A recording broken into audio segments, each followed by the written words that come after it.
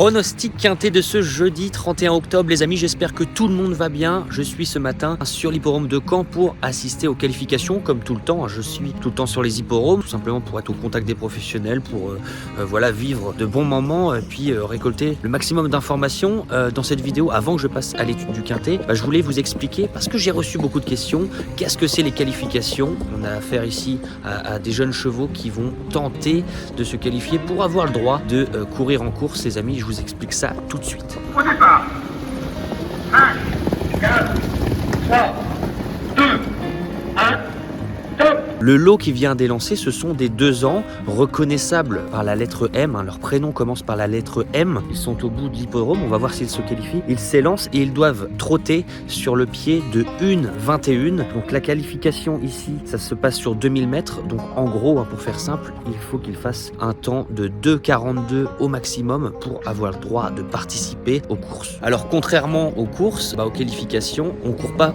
vraiment pour gagner, on court surtout pour se qualifier. Alors là, ils arrivent derrière moi, nous allons voir s'ils vont avoir fait le temps requis pour pouvoir participer prochainement aux courses, que ce soit PMU ou PMH. Alors on va avoir directement la réponse par les commissaires, je vous mets la réponse tout de suite. Les 6 premiers sont revenus dans ce stade. Bon, on a quelques problèmes techniques sur l'hippodrome de Caen, c'était un peu désagréable à entendre. Le speaker a dit que les 6 premiers étaient qualifiés, donc voilà, ils vont pouvoir participer prochainement aux courses. Et pour les autres, eh bien pas de chance, il faudra retenter sa chance plus tard pour effectuer le temps nécessaire. Alors on a dit que pour les 2 ans, il fallait trotter 1,21, ce sont les M. Pour les 3 ans, donc reconnaissable par la lettre L, ça sera 1,19. Et pour les 4 ans, la lettre K, commençant par la lettre K, il faut trotter sur le pied de 1,18. Donc voilà, je voulais vous montrer le décor, les choses qu'on ne voit pas forcément dans les courses hippiques, mais sachez qu'avant de pouvoir participer aux courses, il y a beaucoup de choses, beaucoup de chemins à parcourir. On ne vient pas comme ça aux courses du jour au lendemain, les amis.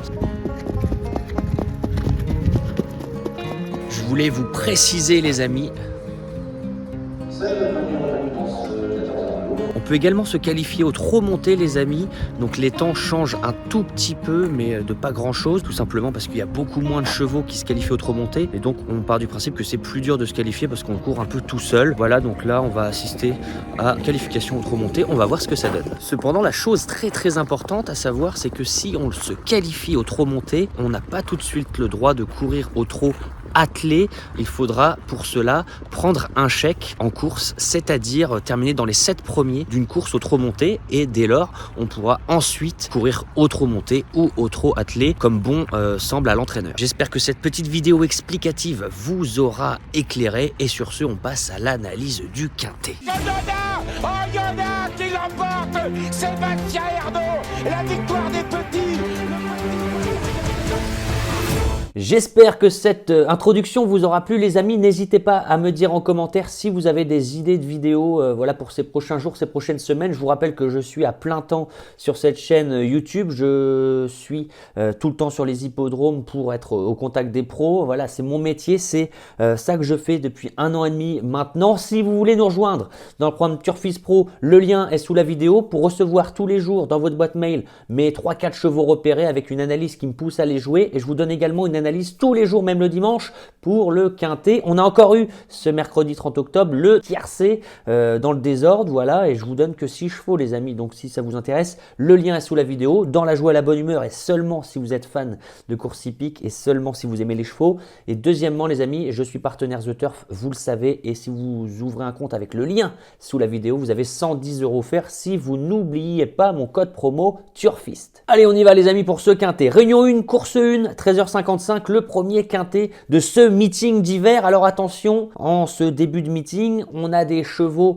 de classe qui ne sont pas tous à 100%. Le meeting est long et donc voilà, il y en a qui arrivent à 100% pour cette course. Il y en a qui sont seulement à 70-80% parce que on veut perdurer dans le temps cet hiver et participer à un maximum de courses. Alors je ne pense pas que les meilleurs chevaux dans cette course dans leur majorité, fassent l'arrivée, tout simplement parce qu'ils ne sont pas tous prêts. Il va peut-être manquer 1 ou 2 courses avant d'arriver au top pour ce meeting d'hiver pour certains chevaux. Donc moi, je vais aller vers les chevaux qui voilà, ont montré leur forme récemment, ont montré une aptitude à Vincennes ces derniers temps et même dans leur carrière en général et qui m'ont bien plu, tout simplement, lors de leur dernière course. Et on y va en première position, les amis, avec le numéro 2, Emad Brickville, avec un Franck Nivard qui la connaît très très bien, qui l'a souvent mené à la victoire. Ce que j'aime dans sa candidature, même si elle n'est pas des mieux engagées au gain, c'est le fait qu'elle court très très bien sur sa fraîcheur, qu'elle va affronter ses aînés et qu'elle a une réelle aptitude à Vincennes où elle s'est déjà imposée à plusieurs reprises sur longue distance. Elle avait effectué une magnifique course de rentrée du côté d'Anguin, c'était dans un quintet plus, avant de décevoir en n'ayant jamais été véritablement en course la dernière fois à Vincennes. C'était il y a maintenant presque 2 mois et elle aura repris de la fraîcheur. Elle adore ça, elle sera du fer des 4 comme d'habitude. Je pense que si Franck Nivard lui mène un petit parcours aux petits oignons, je pense qu'Emad Brickville peut terminer première, deuxième, troisième. En tout cas, c'est ce que j'attends d'elle. En deuxième position, je fais une place au régulier, ou plutôt la régulière, le numéro 13, Gypsy de Chaman. Ça ne sera pas Pierre-Yves Verva comme d'habitude au sulky, les mises à pied, mais ça sera Alexandre Abrivard au sulky. On n'y perd pas au change. Alors elle aura pour elle la régularité. Attention, la dernière fois à Vincennes, c'était la note. On a fini de très très belle manière. On a bien prolongé son effort, mais on était parti sur un temps de galop. Donc attention à Alexandre Abrivard de ne pas se faire surprendre. Mais quand on regarde sa musique, dans son ensemble, très très régulière, très régulière, et des Ferrets des 4, c'est on ne peut plus régulière ces derniers temps parce qu'elle ne sort presque jamais des 5. Donc voilà, Gypsy de Chaman, elle est en forme, conditions avancées par rapport à d'autres concurrents et concurrentes, alors on peut y aller avec ce 13. En troisième position, les amis, ce matin sur l'hippodrome de Caen, j'ai croisé un entraîneur confiant, c'est le 14, Stéphane Meunier, qui présentera Great of Madrid. Alors il m'a dit que David Thomas avait été très content de la performance de Great of Madrid lors de sa dernière course, sur le pied de 1:12.5, ce qui en fait un très très bon chrono. Il avait un petit peu peur la dernière fois de présenter son cheval parce que tout simplement il était bizarre d'allure ces derniers temps, mais la dernière fois on n'a pas vu de problème d'allure et David Thomas a demandé à Stéphane Meunier de reprendre le cheval, de pouvoir le recourir, de reprendre le sulky, ce qui est quand même signe de confiance. Donc je n'hésite pas les amis à mettre ce 14 Great of Madrid sur le podium. Petite information les amis, pendant que j'étais à Caen à l'hippodrome ce matin, j'ai croisé Stéphane Meunier, comme je vous l'ai dit, l'entraîneur de ce 14, mais Stéphane Meunier est également le syndicat des entraîneurs, des drivers et des jockeys au trot. Et j'ai pu parler avec lui quelques minutes sur la grève et sur cette histoire de taxes que l'État veut mettre en place sur la filière hippique. Il m'a dit que normalement, si tout va bien, s'il n'y a pas de changement de programme, le 7 novembre, il n'y aura pas de course hippique en France, que ce soit en trot, au galop, en haie, tout ce que vous voulez. Il n'y aura pas de course en France le 7 novembre pour contester cette proposition de loi qui vise à taxer un peu plus les courses hippiques. On enchaîne en quatrième position avec le 5, Ulysse Dijo. Alors Ulysse Dijo à Vincennes ces derniers temps, c'est plutôt 5, 6, 7, 8, 9 que 1, 2, 3, 4.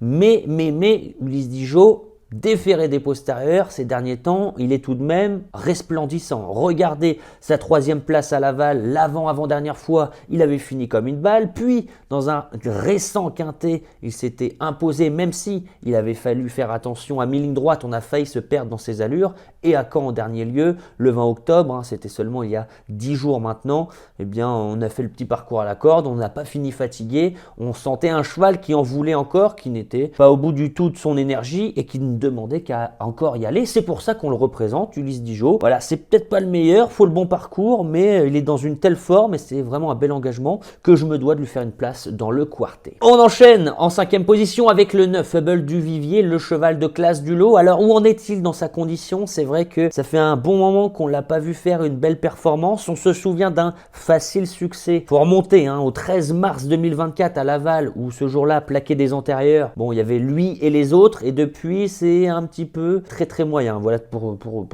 faire simple. Cependant les amis, il a la capacité à pouvoir prendre tête et corde, son driver le connaît, qui m'incite à la méfiance tout de même, c'est pour ça que je le place pour me couvrir en fin de combinaison, c'est qu'il a montré du mieux en dernier lieu sur le parcours des 2008 à Vincennes, où on a fini certes un peu loin des 4 premiers, mais dans une plaisante action, et Sébastien Ernaud, son entraîneur driver, nous dit que voilà, on est sur la montante, alors s'il prend la tête et qu'il contrôle la course, il peut aller loin et demander à souffler, pourquoi pas, seulement dans les derniers mètres, en conservant, on l'espère, une 5e place. Voilà, c'est vraiment le cheval de classe du lot, mais on demande encore à voir où en est-il dans sa condition physique. Et je vais finir sur un cheval de 10 ans. Alors oui, ça c'est vraiment pas l'assurance tout risque ce que je fais. Parce qu'à Vincennes, c'est vrai que ses limites, il les a montrées depuis pas mal de temps. Il a du mal à prendre des places à Vincennes. C'est ce numéro 7, Élixir de Crène. Ce qui me pousse à le mettre, c'est que voilà, il est dans une telle forme olympique. Ça fait 4 courses qui fait l'arrivée. En dernier lieu, à Segré, il s'est vraiment baladé. Voilà, je me dis que son entourage, si on revient à Vincennes, c'est parce qu'on sent le cheval vraiment au top de sa forme et qu'on se dit qu'on n'a rien à perdre, et ils ont tout à fait raison de se faire plaisir à Vincennes dans le Temple du Trot face à des concurrents aux dents longues, mais qui ne sont peut-être pas tous prêts, tous en forme comme lui en ce moment. Alors on tente sa chance avec ce 7 Élixir de Crène en 6e position. Je récapitule ma sélection. On y va avec mes 6 chevaux préférés. Bon, l'ordre, vous l'aurez compris, on peut un peu changer l'ordre, mais dans son ensemble, ce sont mes 6 chevaux préférés. Avec le 2, Emma de Briqueville, qui court très bien sur sa fraîcheur. Voilà, ça fera 2 mois qu'elle n'a pas couru. Elle aime bien courir, voilà, avec un espace-temps de la sorte. Donc on va lui faire confiance avec Francky la main froide. En 2e position, le 13, Gypsy de Chaman, Alexa Brivaro-Sulky, en l'absence de Pierre-Yves Verva mise à pied. Attention, faut pas se montrer fautive, même si sa musique ne le montre pas. La dernière fois, elle est partie au galop. Donc voilà, ne pas se faire surprendre, mais voilà, la régularité est de rigueur en ce moment. Alors on y va, le 14 en 3e position, Great of Madrid. J'ai vu Stéphane Meunier ce matin à l'hippodrome. Voilà, il en attend une belle performance avec un bon parcours. En 4e position, le 5 Ulysse Dijon qui vient de montrer sa forme ces dernières semaines. Il est temps enfin de refaire parler de lui à Vincennes. En 5e position, le 9 Hubble du Vivier. On ne sait pas où il en est exactement, mais c'est le cheval de classe du lot. Et pour compléter la sélection, le numéro 7 Élixir de Crène. Il y aura 80 contre 1, mais la forme est tellement là en ce moment que je me dis pourquoi pas, après tout, si on veut pas toucher des rapports cacahuètes comme on dit, eh bien faut insérer de la cote et enlever des favoris, et donc moi je placerai en bout de combinaison ce 7 Élixir de Crène. Je vous remercie les amis de m'avoir écouté, n'hésitez pas à dire en commentaire vos chevaux repérés, vos préférés pour le quintet, si vous avez des outsiders insérés, des favoris douteux. Voilà, faites partager votre opinion, on est là pour s'entraider, échanger tous ensemble. Sur ce, eh bien, on se retrouvera très prochainement pour un nouveau quintet. Je vous souhaite vraiment beaucoup de chance au jeu et on se dit à plus tard. Ciao.